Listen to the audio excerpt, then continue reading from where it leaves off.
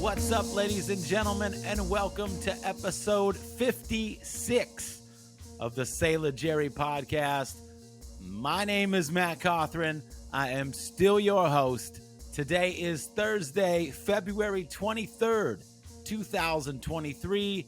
And yes, ladies and gentlemen, Sailor Jerry Spice Drum is still made the old school way, 92 proof, bold, and smooth as hell. How's everybody doing? Playtime is just about over for your boy here. March is right around the corner, and that means the Bronx is getting back into action, ladies and gentlemen. Our first show of the year is March 25th at Punk in the Park Festival in Ventura, California.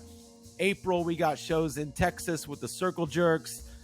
We got Punk and Drublick Festival, more festivals in May. And then June, July, we head back over to Europe for the first time in years, which sounds absolutely crazy to me because we used to always go to Europe. But last year, we just went for one festival. And before that, obviously, the world was shut down. So I am so stoked to be going back to Europe in June and July. We're touring with Rancid there. We're also playing some headline shows, doing some festivals. So the year is about to level up, I guess you could say. So that means it's time for your boy to get back into fighting shape. You know what I'm saying? I went for a run the other day, almost blew my hip out, but it's all good. I'm still working. This is the 20th year of the Bronx, which is absolutely insane. So it's been a great start to the year. It's been nice to be home, to have some time off, and, to do the podcast and to just kind of catch up on life outside of rock and roll. But it's time. It's time to get back in and play some music. So looking forward to that. If you're watching on YouTube, drop me a comment. Let me know what you're listening to. I need some new music in my life. I recently discovered SZA's SOS record, and that is an incredible piece of music. So any genre, it can be a single, it could be an album, it could be, anything and everything. Drop me a comment in the YouTube. Let me know what you're listening to, and, thanks in advance. It's time for episode 56. Bob Vylan is bringing the next generation of England's legendary underground music scene to the surface. In this episode, we catch up with Bobby in the studio to discuss the origins of the band's unique sound. We also talk about their award-winning latest album, The Price of Life. We get a 101 on the history of grime music. We talk about why you should never, ever yell at a band from the audience, exchange some hilarious tour stories, sprinkle in a little bit of tattoo talk, and there's a revelation about building Lego at the very end of this that will blow your mind. So sit back, relax, pour yourself some Sailor Jerry, and let's go.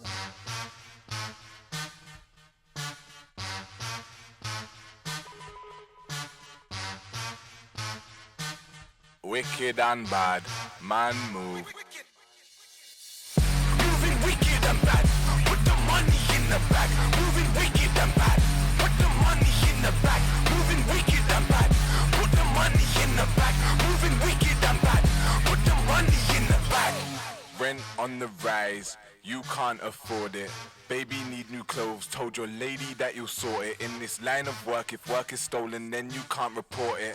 Bridging through you grab. Bob Vylan, what's up? How you living? I'm good, thank you, bro. I'm good. I'm at the studio right now. I thought it would be better to do it here than it is to do it, at home. So yeah, for sure. Is that where you guys? Is that your studio?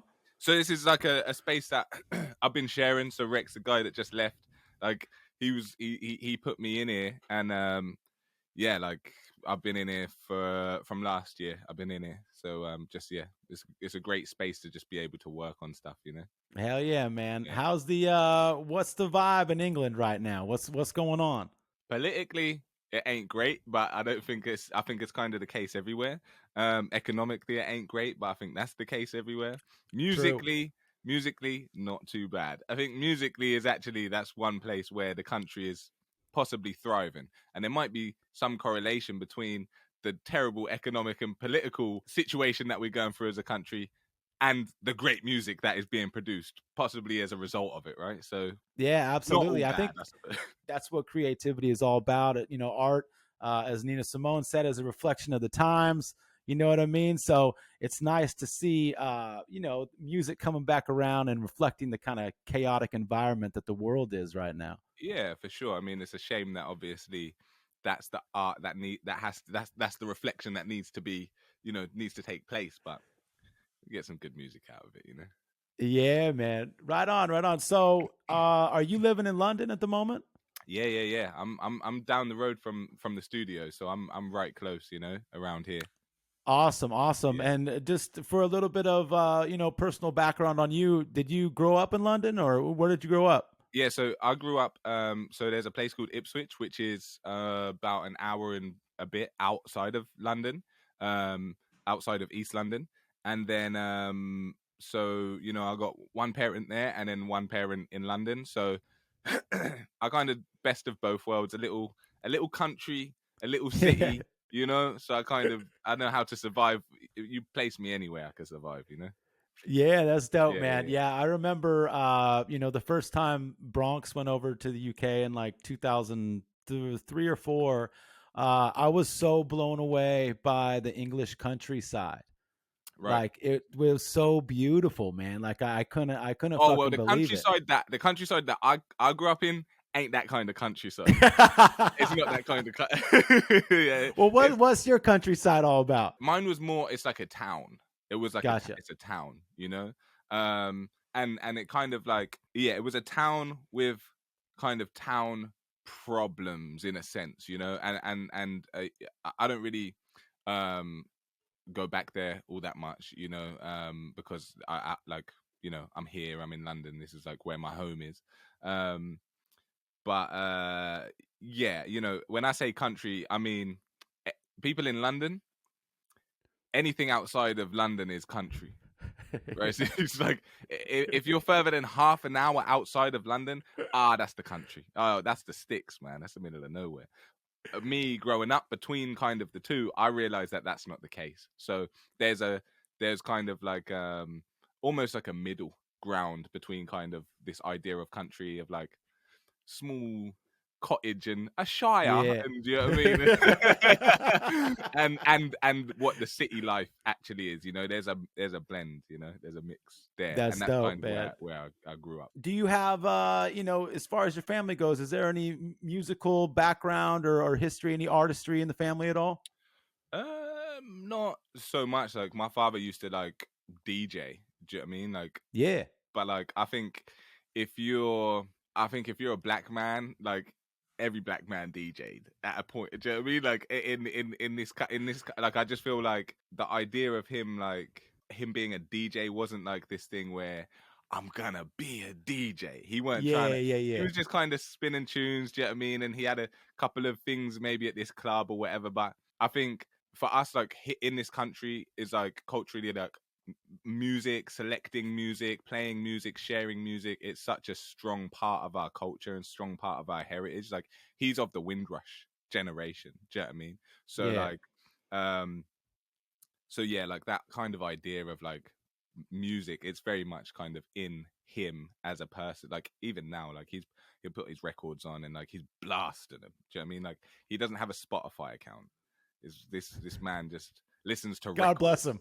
Yeah, I mean he just listens to records. So my album, it's been out for since April, right, 2022, and I've had his records to give him, right? Like I'm like, I got your records here. Da, da, da, da, da. I'll keep forgetting him every time I go and see him. I forget the records. I haven't heard the album. I'm like, if you were like anybody else, you could just check it out online, my guy. Do you know what I mean? But he No, can only but listen to the I album if love the it's on the purity. vinyl. I love the purity of saving it for the vinyl. You know I what I love that mean? too. But yeah, so that's kind of like the only, like he was you know, he played at a couple of clubs sort of thing, and like he had turntables when I was growing up, and he still has like a great record collection, and you know, he blessed me with a lot of like his house records and his dance records and stuff like that. Oh man, I bet there's some When I was great young. shit. I So mean, that's there's, got to be some good records. yeah, absolutely. There's things in like my record collection that he's like given me that are just they're incredible pieces of music, you know, incredible. Hell yeah, man. What about for you personally? Like when did when did music start making like an imprint in your life? I feel like again, it's just like something that was in me. Like it was just Yeah. it would like it's just kind of like was in the house, I suppose. Like yeah, like it was just something that like I heard, and like there's like a baby picture of me with like headphones on. Like I think I must Yeah. have been like 3 years old in this picture, and I'm just rocking these big headphones, sat on a sofa, like listening to whatever. So, but growing up, like we had like grime music. It's kind of like I don't know if you know much about like grime. Break it down Okay, for cool. me. So yeah, because this is what I love doing. Like I Yeah. studied this as well. Like I went to uni and done all of this. So grime music is birthed out of a music called garage music, and garage music is kind of birthed out of house music. So garage music kind of coming around in the late 90s, early 2000s, and it was very it was like dancing music. Like you hear it, it's got a groove to it, and like it was taken, like it was just killing the clubs, like it was just Yeah. everywhere, right? And not the problem with it, but the thing with garage music is that it was very um the culture around it was one of like nightclubs and champagne, designer clothes, like Yeah. like Moschino, Versace, this kind of like Valentino, like these kind of brands, which is great if you can afford that stuff, and if you're old enough to go into the clubs and enjoy that sort of stuff, if you can afford the champagne and all of that lifestyle. But not so great if you want to be a part of that culture and you're younger and you can't afford it, or you can't get in the clubs because you're not matching the dress code. And so grime music, this is a very simplified thing of it, but grime music kind of was birthed out of the younger generation of garage music listeners and partakers, people that partook in that genre. It's kind of birthed out of that, and not being able to afford the champagne and the designer clothes and get into the Yeah. Yeah. clubs Yeah. and live that. And so it's not this, like garage music is very upbeat, summertime vibe sort of thing, and grime music is kind of much more darker in its sound. It's a little more, the lyrical content is a little darker. It's like very kind of working class youth centric in its topics that it talks about. It's not like splashing money and having fun at the bar. It's like, Yeah. and I see you on road, da da da da. You know what I mean? It's like that Yeah. sort of like, yeah, the real kind of A little lifestyle more of reality based. exactly the real lifestyles of these people, and so, and it grew out of like pirate radio stations and stuff. It's a huge DIY culture behind it, and a huge like network of like pirate radios and kind of like DIY independent labels and pressing things onto vinyl and stuff like that. So, but that was what I kind of first fell in love with, that kind of music. Like I fell in love with grime music like that when I heard that, and someone was rapping in a, like at that time I'm thinking, oh, they're rapping, but it's MCing Yeah. in an English accent. That was when I was like, oh, this is the thing that I want to do. Yeah, that's fucking cool as fuck. What are like? Are there any kind of like fundamental artists and like what would be like the first wave of grime music that maybe had an impact on you? Yeah, so the first wave of grime music would be things like Musical Mob, Wiley, Dizzy Rascal, Yeah, Pay yeah, As You Go, like Pay As You Go crew. Heartless crew were more on the garage side of things, but it was kind of coming through. And same with Pay As You Go, they were kind of garage music, but they were on this at this point in time where it was crossing over into grime music. But yeah, like Pay As You Go crew, So Solid crew as well, were again kind of on that the you know, the tipping point between it becoming garage music to grime music. Yeah, So Solid Crew, Pay As You Go Crew, Wiley, Dizzy Rascal, and then like as it went on, it's like, you know, Ghetto, or Gets as is now known, Kano, and Tinchy Strider, and all of these just incredible artists, and Awesome, DJ dude. Slimzy, Awesome. and Rinse FM, and Deja Vu, and like all these different radio stations.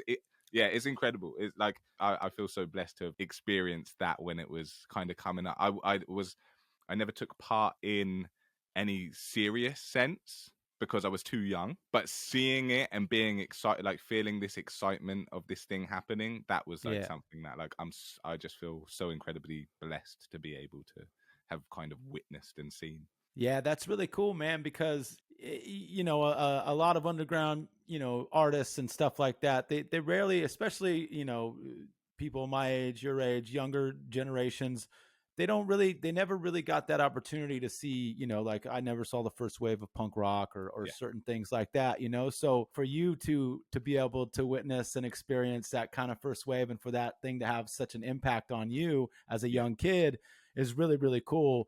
Oh yeah. And grime, it's, I mean, it sounds awesome. It also sounds like so English and just dope, Yeah, you that's the know. thing as well. Like it's like it is very English. Like it's obviously it's spread to the world in a sense now. But it's very English. I could only liken it to like, you know, me buying these records when I was a kid to listen to and try and DJ my, you know, myself with my crew, and we had our MCs and we would make and take the whatever. And like I can only imagine that's a similar feeling when you hear this thing and you're like, oh, whoa, what the heck is that? To like when, you know, someone first heard the Sex Pistols, or what the first time somebody saw Jimi Hendrix, and you're like, you feel like your mind is expanding, you know. It's like, Yeah. you know, what is happening, and that's kind of how I, you know, when I look back, that's how kind of I was realizing like, wow, there is this whole world. That's exciting, man. And I could see how that, you know, has had a big impact on you as an artist, you know, just fundamentally from the way you're describing the sound and the movement and the energy. Yeah. You know, I hear a lot of that in Bob Vylan. As you're discovering music and, you know, coming into your own, when did you kind of start, you know, maybe shaping the idea of wanting to be an MC, a musician, an artist of any kind? How did you kind of take those first steps of kind of stepping into your artistry? Like when I heard grime music, garage music, and like American rap, US rap as well, that was like, you know, we get via different channels or whatever, you know. I kind of knew like that's what I would like to do. The first time I think I realized I want to do that thing was when I saw Hanson. You know, Bop, the Canadian. I was like, is he talking about fucking Hanson? Yeah, man. Bop, like that was my shit. And I remember looking and thinking that, like that, their kids doing that, that's what I want to do. Like I want to be a musician. And then obviously, you know, you kind of start hearing again. How do like, you go from grime to Hanson? How well, does that? it's like it was the other way. It was like I think I saw Hanson when I was a kid, and I was like that. But then garage music came, grime music came, and I was like, oh, I could do this, because I remember thinking, well, I can't play guitar. Like I can't play guitar. I can't, like, you know, I can't sing. I don't know that thing. Like they're writing songs. That's a song. Yeah. But this, you know, grime garage music was kind of centered around this 8-bar thing. Like you write 8 bars and that's your 8 bars, 16 bars. It's like, it wasn't, let's create a whole song. It was just a book of lyrics. And so that was then I realized, oh, I could do this, because there are people, you know, that, you know, don't live that far away from me that are doing this thing. And so the very first thing was like an open mic night, you know, and I went. Dope. It was like an open mic night and under 18s, and I did, you know, I think I got 2 bars into, and I just like froze up, and I was like, fuck, you know, in front of all these people. And then I was like, nah, let me go again. You know, I was like, let me go again. I don't care if I don't win this competition. I need to get the whole 16, but I need to do the whole verse. And then I done it and I got through it. And, you know, I didn't win the competition. But from that moment, it was just like, okay, cool. I'm not scared to go on stage anymore. Oh, that's so sick, man. I love like that's old school open mic. That's like, you know, that's raw nerves right there, dude. I Oh, mean, it man. takes a lot of courage to get up and do that. Yeah, I mean, it's kind of like it's a safer bet to try and make your thing pop online, right? Yeah. Like that's safer because there's still like this wall behind you and your like between your attempt and the world. Because on stage, your attempt it's here Yeah. trying to get that music out there. It's right there. But then online, there's still this device between your attempt and the rest of the world. And I think, yeah, but there is some like there's one down in South London which is like incredible, Lost World, and it's called Lost World, and they've been going for ages. Like, and Yeah. you know, it's like it's a great place to like hone your skills, and also to just like, you know, these open mic things. They're a great place for like people to like-minded people to kind of come together, and like you might be an artist that needs a producer or a producer that needs an Yeah. artist or whatever, and it's like it's way easier and I think is better to connect with people in person than it is to hit them on the DMs and, you know, check my music out or whatever. It's, you know, it's kind of like get a feel for a person in real life. Yeah, that's dope, man. That's cool. So, how does Bob Vylan come together? How does the other Bob come into play here? So it's like I mean, we're just destined to be together, you know, like we're Yeah, just yeah. destined for it. Like yeah, we got like shared history, shared friends, and it's just kind of like came together. And again, like the way that we did the first show, I had booked it in, right, before we had even like before we had practiced, before we had one rehearsal. I booked a show, and then I was like, all right, cool, we got a show in 2 weeks. It's like, what? I don't know any of the songs. I don't know anything. And I'm like, it's cool. We're going to get in a rehearsal room. Like, I know there's this rehearsal room we can go to. Da, da, da, da, da. We went, we practiced straight for like 2 weeks. Went and did the show. Didn't get paid for it, obviously, because it was like part of this wider festival. And like, it was like, if you can sell tickets, then you can get paid. But we didn't sell no tickets. So we performed to a room of the band that had just been on, the band that was going on after us, and the sound person. And that was maybe in total about 7 people, Oh, if that. But it was brilliant. Do you know what I mean? Like, yeah. I felt like, oh, this is fantastic. Like, it was like I've still got the video of that gig, like our first ever show. I've got the video to it, and then I think because I'll revisit it, and when I look at it, I think this has got all the makings of what the band is now. Yeah, cool. Like from the very beginning, kind of like we knew what we were, and what we were gonna kind of be. And then now it's just that, but refined. That's killer. You know, it seems like it came together kind of quick, you know, Yeah, it once. was extremely quick because, like, you know, like I just wasn't trying to. Neither of us were trying to like mess around. We were just, you know, let's let's do this. You know, like Yeah. let's do this. And like seeing the response, like even the first show, seeing the response of people, they're looking like, oh, these motherfuckers are crazy. Like, you know, there's just these 2 black guys on stage playing rock music, but there's no guitar on stage, and this guy is throwing himself around and screaming and da da da. But it just grew and grew, and like the second show, we just like we refined it, and it's just we weren't trying to waste any time. You know, we're Yeah. serious about it. We like from the very beginning, we took it so serious. You guys have a ton of influences. You know, it's like you're talking about grime and talking about hip hop. There's punk, metal, but the production is solid, and lyrically speaking, it's provocative and digestible, and it just makes sense musically.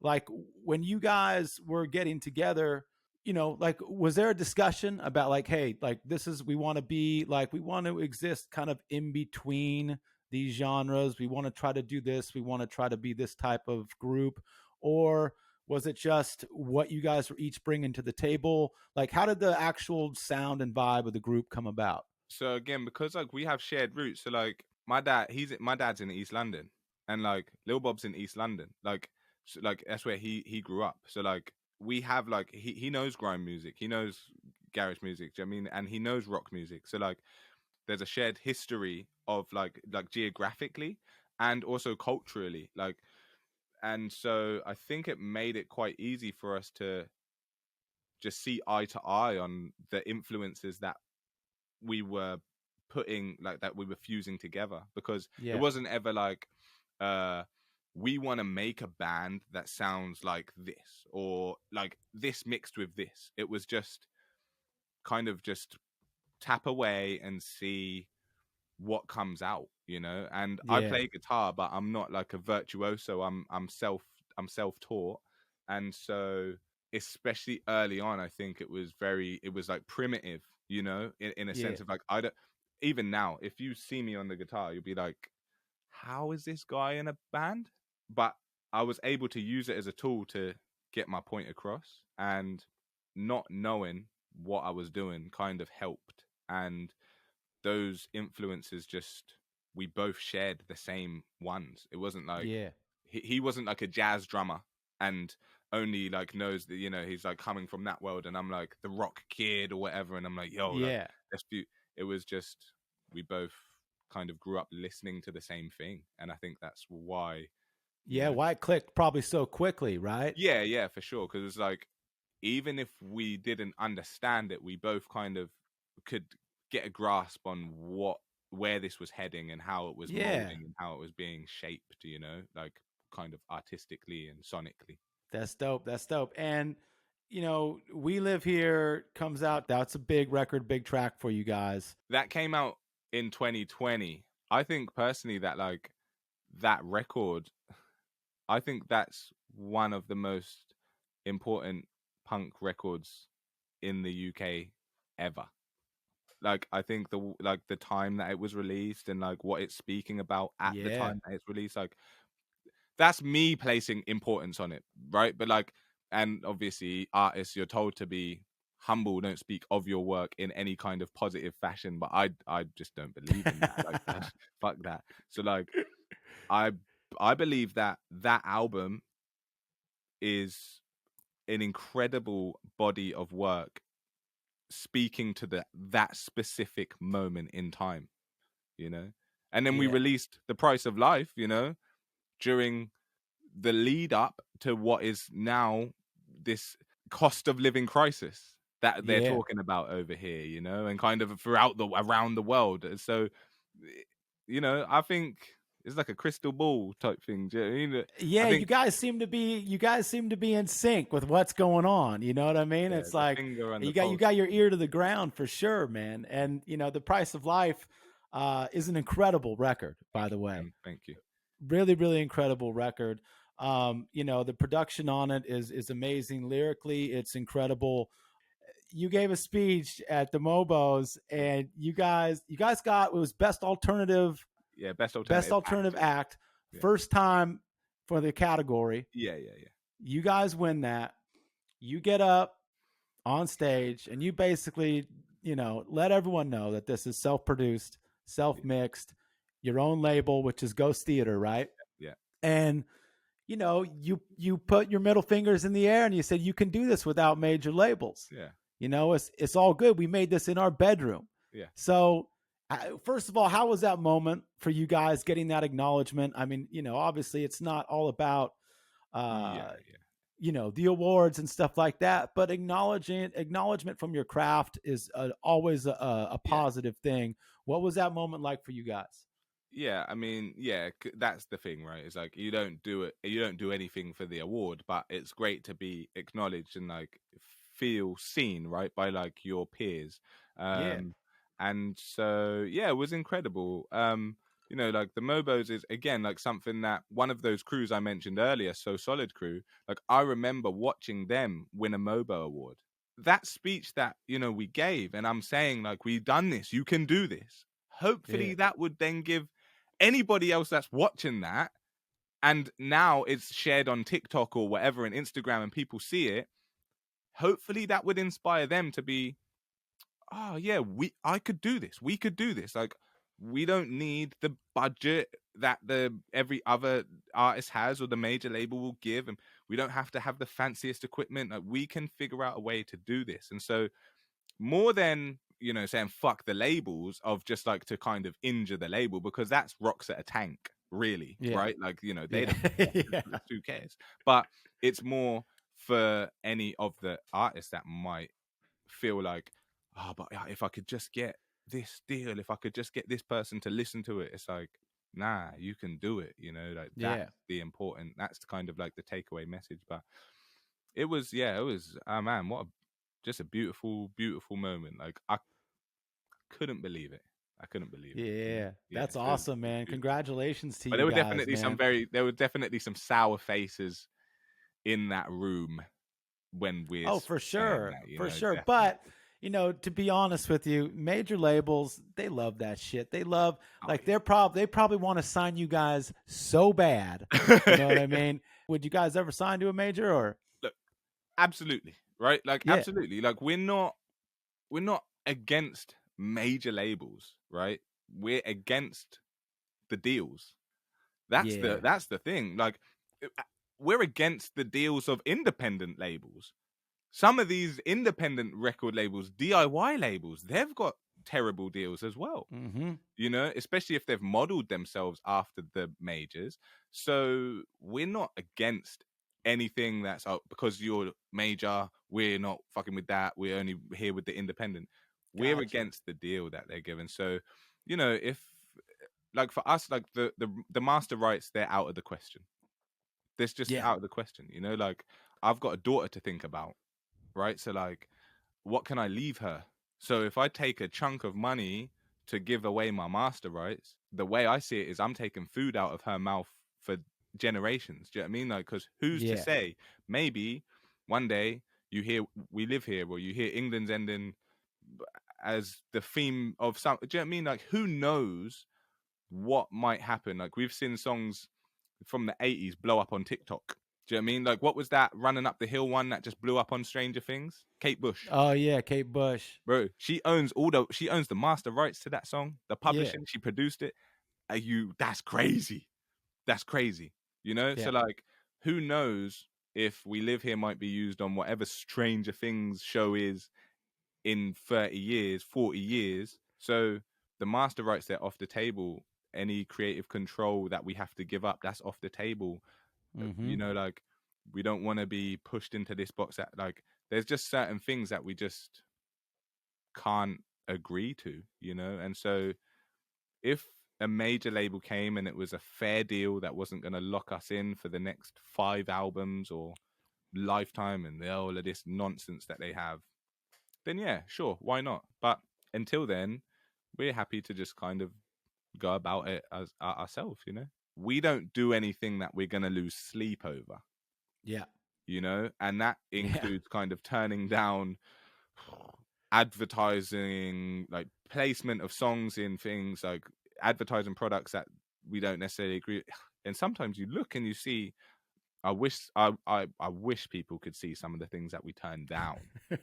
Yeah. You look and you go, that's going to pay how much? And you go, Yeah. that would really help, you know, that would really help with the next record or even paying my rent. But but I can't, I would feel yuck in myself. Yeah, and you Like, got to listen to I that can't yuck. You do got that. to listen to that, and the beauty of it is it's different for every artist. You know, Exactly. some the yuck meter is just it's super strong, and they know exactly what they stand for, exactly how they want the band to be perceived, and they're not going to waver from that. Yeah. Other artists are different, and it's all good, but it's important to just know that about yourself. You know, Exactly. Yeah. and that's cool, man. I appreciate that. Let's get into inspiration. Do you wait for an idea to hit and then go to the studio, or do you go to the studio every day and try to like work out like something from nothing, or how Yeah. do you like generate ideas? A mix of both, really. Like, it depends. So because I still record, though I'm in this beautiful space now, I still like to work at home because I can roll out of bed and just and quickly record it in, and maybe I'll bring it to the studio and expand on it because there's a lot more equipment and nicer things here. But yeah, I think just sometimes just noodling about on the guitar and just like or sometimes it starts with the lyrics first, and I think, oh yeah, that's dope, man. Like that line there, that's cool. Yeah. And then you think, I need to find a beat to it or whatever. And then sometimes it's like something someone's just put, and then you go, and you go, ooh, and I'm sat there trying to figure out how to play this on the guitar, and I'm like, yeah, and I'll record it on a voice note or whatever on my phone, and then I'll listen back. Okay, play it by ear and build, and sometimes those ideas, they go nowhere, and you're like, oh, this sucks, like maybe it might have been good, but I don't think I have the power to make this. I think I've taken this idea as far as I can for now. And then sometimes you got just blast through, and like in 3-4 hours you're like, that's finished. It's like it's done, and you've written everything, recorded everything. Like I've had those moments before where I've just picked up the guitar and played something. I was like, oh, that's cool, let me just record that. And then while I'm recording it, I'm like writing the lyrics in my head, and I'm like, yeah, that's cool. And then I record that, and then I just start tapping away like a simple drum beat that maybe like will replace or whatever. But then I'm like, yeah, a couple hours go by and you're like, it's done, that's finished, like, maybe it needs to be tidied up here and there, but it's finished. So yeah, I don't know, it's magic. Do you think it's important for every song to have a message? Not really, no. I think every song has a message, right? Like even if it's a love song, it still it has a message of unrequited love, or I don't know, a breakup or whatever it is. Like, but I get what you mean of like, yeah, like does every song kind of need to say something? Yeah, because a lot of, from my perspective, listening to your lyrics, I mean, they're super intelligent. They make you listen, which is really cool. When I listen to you guys, I'm actually tuning into the lyrics to hear what you're talking about, which is a really cool thing. And sometimes, there's all different types of music and lyrics, and sometimes it's just about melody and abstract and there's a zillion different ways to kind of get a point across, whether it's direct or kind of roundabout. But it seems like with you, you're always pretty fucking on point, man. So like when I'm thinking about like myself writing, I'm like, fuck, like it's got to be kind of hard when you like you want to say something to get there every time. Because sometimes I think artists kind of, if they can't find a way to say what they want to say, they kind of hide in the abstract, or in rhyming or in melody. But you find a way to just get to the point every time, man. It's incredible. Thank you. I really appreciate that. I don't know how to communicate otherwise. Like I can sit and write a song where I'm talking about this thing, I'm talking about an issue or whatever it is, and it's cloaked in something else. But that's not what comes naturally, right? Yeah. To me. So it's not important that every song has a message, but it's just how it happens, I suppose. Let's talk about playing live, okay? I haven't seen you guys live yet, but we're playing together at Sonic Temple, which will be sick. And are you over here? Are you at a festival over here as well this year, I think? Yes. Yeah. We're coming over in June, July with Rancid, and we're doing a bunch of festivals. Okay. I think we're doing 2000 Trees this year. That's year. where we are. We're there as well. I don't know if we're on the same day, but yeah, we're there as well. That would be sick. Do you prefer club shows to festivals or vice versa, or is it all the same? It's not all the same in the sense of in terms of the audience, because and the energy and exactly, right. If it's a headline club show, people have come to see us. Festivals, and it's on. Yeah. Festivals, we don't tend to we've headlined a few, but they're like we'd never headlined like the big festival, right? Like, so sometimes at festivals you're playing it's more like playing an opener slot at a club show, because like there's people there that don't know who you are, but there's maybe some that do know who you are. I think the festivals are fun because I get to literally watch people's face compute what is happening, right? Like, because again, some of them don't know who we are, and they're looking, and it's like, you know, you can kind of hear the cogs turning, and you're like, Yeah. oh, like this person is about to fall in love with the band, or this person is gonna try and attack me, right? So I don't know which one I prefer. They're both beautiful experiences in their own right, you know. Yeah. Yeah, But the festivals are absolutely. nice in the summertime because you're outside. Do you know what I Yeah. mean? And it's like, and it's sunny, and that's ideally that is how I would experience and share music, is in the sun with everybody. You know, like you go to maybe like a small place in Italy, right? But like everybody in Italy, that's like a big festival, but they're doing it in the Yeah. middle of nowhere. It's not in, you know, it's not in the capital. It's not in like the city. It's in the middle of nowhere, and like you're like, wow, this is beautiful around here. You know, yeah, Yeah, it's we did it's a festival in like in the Arctic Circle and like the tip of Norway one time. It was just like it was so insane. Dude, people are just like watching us play, like eating like dried fish and just like dude. It was like it felt like we were on the moon, dude. It was so dope, dude. It was so cool. that's the cool thing, right? With those festival shows, is like you get to see so many. It's like I feel like that's really, you get to see the culture of a place, you know, Yeah, because there's so straight many up. people there as well. Like there's way more than you can fit in a club. So yeah, but then the club shows they're great because they're more intimate, and you know, like people are kind of forced together, they're closer together, and creates like a vibration and a rhythm between you know, the bodies and the crowd. So that's quite, you know, incredible as well. But Yeah, man. And then, so I saw a video you guys toured with Amon the Sniffers, yeah, they're wicked. which was dope. But I saw a video of you talking on stage, and some was a guy, like an older guy in the crowd, talking about, "Oh no, please don't talk about politics" or something like that. Yeah, yeah, yeah. And you were just like, "Oh, I'm sorry, man, you're at the wrong gig." Yeah, it was you're making it seem like it was a very polite exchange, which I like. So thank you for that. The exchange went more like me, fuck Fox News, the crowd, woo, one person, leave the fucking politics out of it, dude. And then Yeah. me, and then the crowd being like, ooh, and me Ooh. then like, I can't help but poke you, Bear. Do you know what I mean? Like, No, no, I that's have to poke you, dude. Like, so then I proceeded to poke, because I'm all for confrontation. Like I'm all yeah. for it, right? Like, and I don't think confrontation has to have like a negative connotation to the word. Like Yeah. it doesn't have to be violent. It just Yeah. is confronting each other, right? Confronting this issue, whatever it is.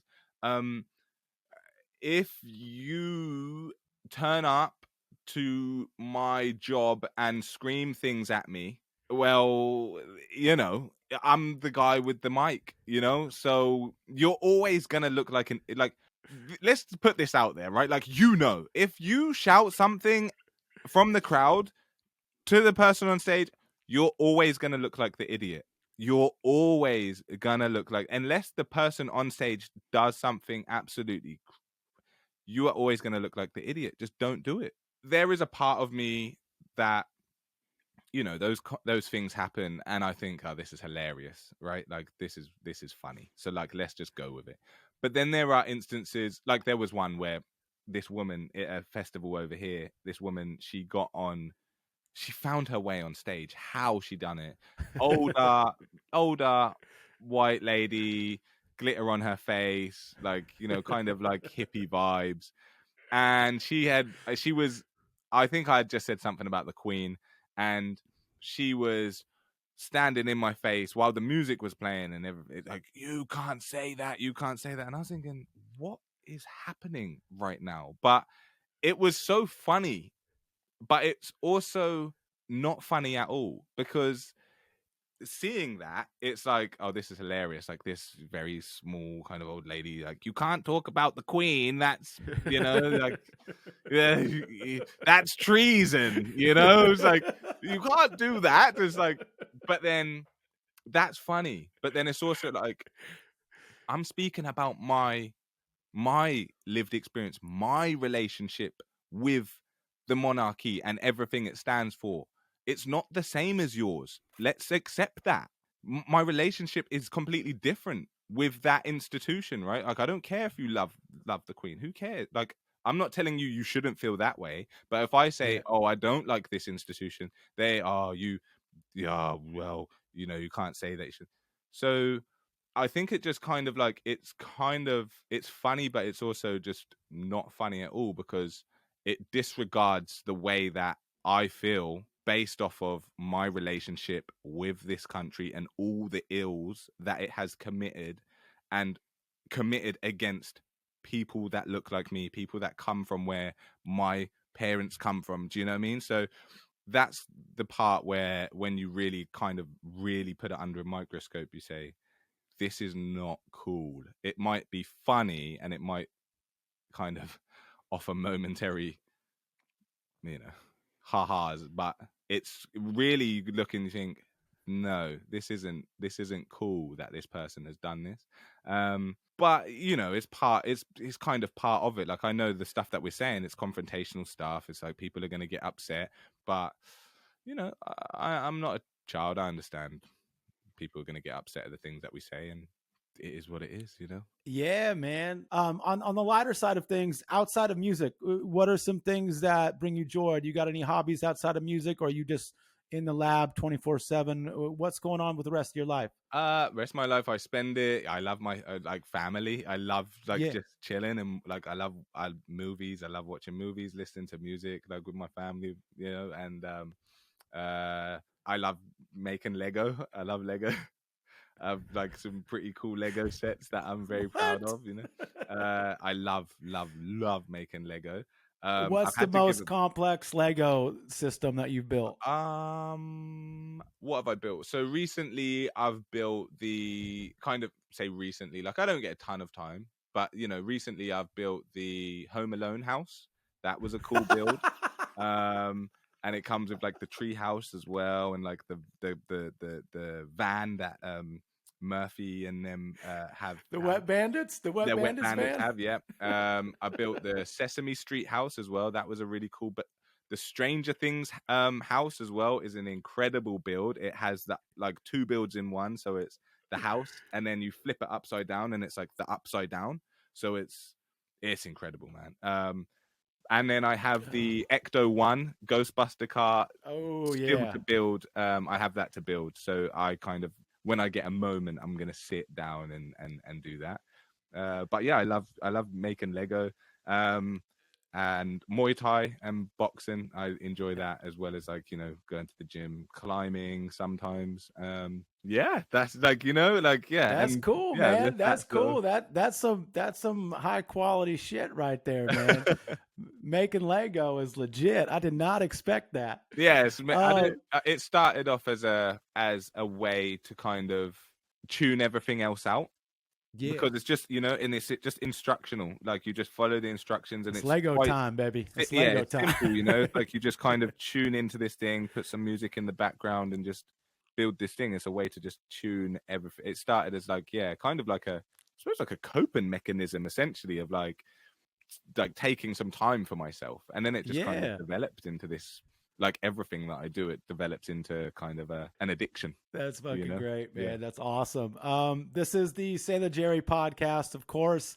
Norman Collins is one of the godfathers of traditional tattooing. Do you have any tattoos? Are you a tattooed guy? I am. I am. I'm tattooed arms and chest, and Hell yeah, yeah. I What have. was your first tattoo? First tattoo I got was this. I don't, if you can see that, it's an LH, and Ooh. it stands for Lavender Hill, which is like, kind of like the what we would call the front line of the estate that I come from. So that's where, like, everybody would hang out and things were happening on this part of the estate. So yeah, and I've got it on my knuckles as well, Lavy Hill. So that was my first tattoo. Hell yeah, man. What about anything recently? What was the last tattoo that you got? Last tattoo I got was for my daughter, and it is it's a nickname that my father-in-law, bless him, used to call her. Yeah, so that was the last tattoo I got. It's written in her handwriting as well. Oh man, that's beautiful. That's beautiful, man. So, awesome. Bob, this has been a really, really cool conversation. Really appreciate your time, my I appreciate man. you having me, man. Yeah, absolutely. Everyone out there, Bob Vylan, you can obviously follow him online socials. I'm going to drop links to everything that incorporates what you guys do in the podcast description. You're coming over to the States twice this year. Yeah. And that's dope. So people definitely be on the lookout. Welcome to Rockville Festival in the States, Sonic Temple in the States, a bunch of shows, I'm guessing, over in the UK this year as well. Yeah. And in the US in May. We're doing the East Coast in May, and we're doing the West Coast in September, I think. Yeah, but those dates will be kind of up. The May dates will be up soon. Awesome, man. And shout out to the other Bob as well. Most definitely. And last question here. It's something I ask of everybody. It's a little bit of a doozy, but what to you is the meaning of life? To be happy with oneself in the environment that you're in. I think that's, to be whatever your idea or whatever your meaning of happiness is, but to be that. Absolutely, man. Thank you so much for the conversation, man. Thank you. Appreciate your time. This has been really, really cool. Thank you, bro. Thank you. Take care, man. All right, man. Peace. Oh, yeah. That's a wrap on episode 56 of the Sailor Jerry podcast. As always, huge amounts of respect and gratitude to our guest, the one and only Bobby Vylan. Bobby, thank you very much for your time, my man. It was awesome getting to speak with you about music and life. You can follow Bobby at Bob Vylan on Instagram. You can Google the band, check out the websites. Make sure you keep an eye on what they got going on. If you're in the States, go check them out at Sonic Temple and Welcome to Rockville Festivals. And of course, when they do their own headlining shows later this year.